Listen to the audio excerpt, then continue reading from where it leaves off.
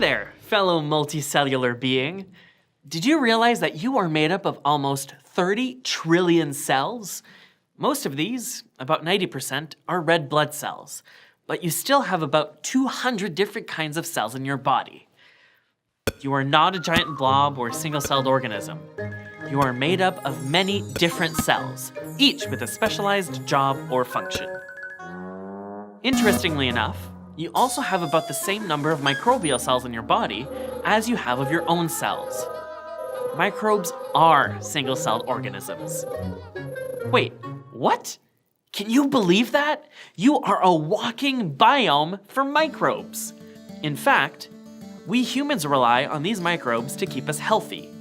We need them as part of our personal ecosystem. Let's take a look at cells. Cells are the definition of life. If you want to study living things or biology, you need to understand cells first and foremost. Some living organisms, like bacteria, are only one cell. When you put cells together, you make much bigger living organisms, like most of the plants and animals you see around us.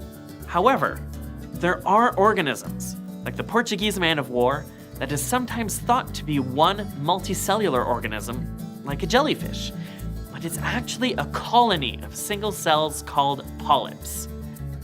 It is a siphonophore, an animal made up of a colony of organisms working together. Right now, let's review the fundamentals of the cell theory.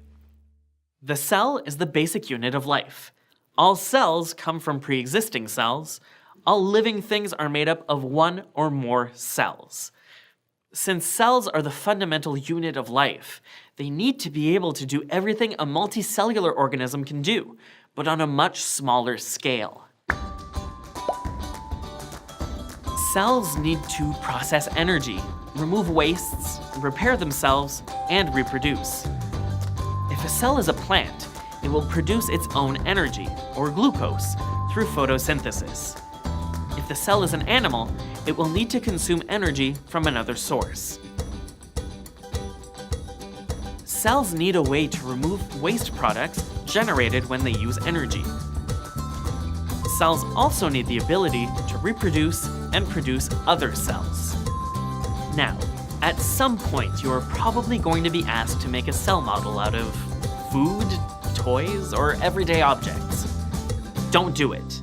Unless you know why you are making this model, it won't be that useful. Plus, it might turn you off candy for a bit. We make cell models to learn about all the bits and pieces inside the cell. We call these organelles.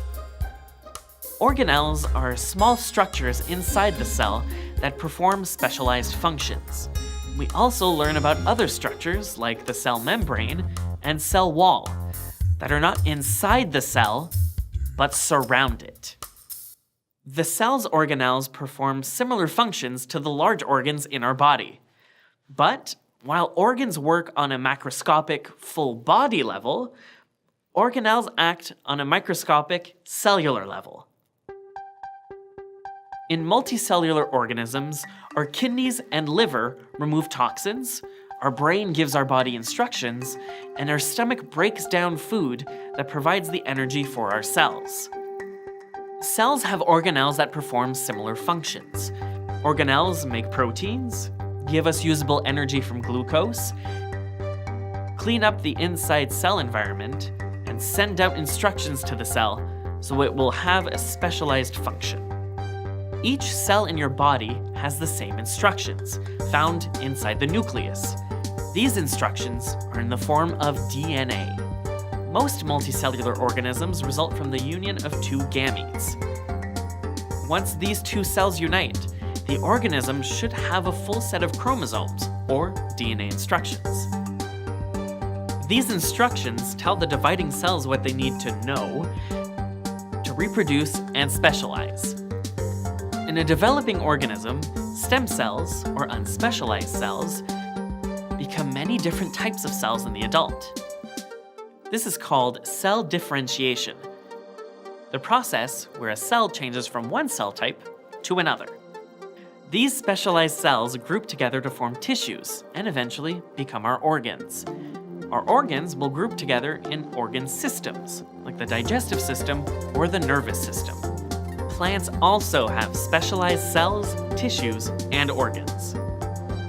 A cell becomes specialized because certain parts of the DNA are turned on or off to make the cell become a certain type. Based on our current knowledge, all living organisms have cells in common. Biologists consider cells to be the essential unit of life.